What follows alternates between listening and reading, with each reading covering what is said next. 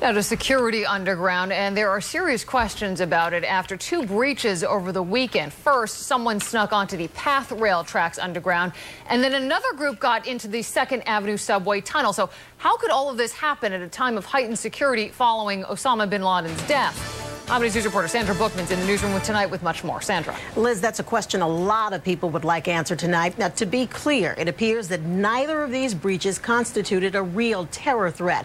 But the fact is, in both instances, those involved seem to have little trouble bypassing security. The first security breach was in Lower Manhattan when a man jumped onto the tracks in a PATH tunnel and walked the 2 miles to Jersey City, where he was spotted coming out and arrested.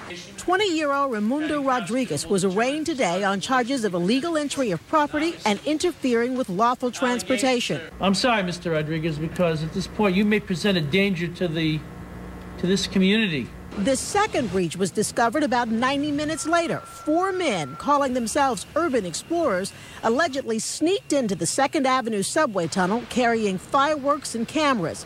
They, too, were caught and charged with criminal trespassing. There is nothing funny about this at all.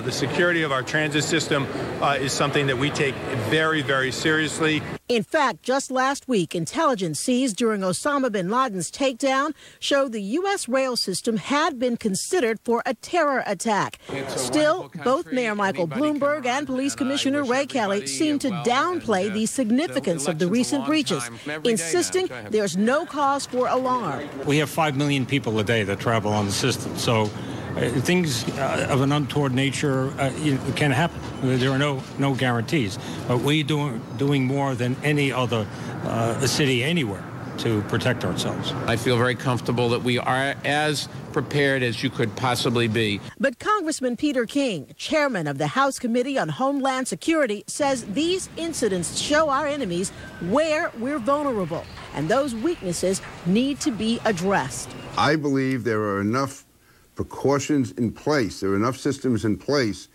that if everyone did what they were supposed to do, this would not have happened. Now, King says he realizes that we can't protect everywhere all the time, but he says transit is a prime target, and these kinds of breaches let the terrorists know just how easy it is to get to us. Liz?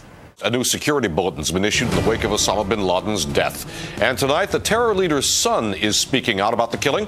Chief investigative reporter Jonathan Deese is here with more on what's prompted this latest alert. Jonathan. Chuck, U.S. officials say they are concerned about threats of retaliation for the killing of bin Laden and that it may not just be coming from al-Qaeda's terror network. Concern about an attack from a lone actor, a lone wolf, also has intelligence officials worried. A higher security alert continues across our region. Counter-terror officials responded today to a suspicious package left near a transportation center in New London, Connecticut.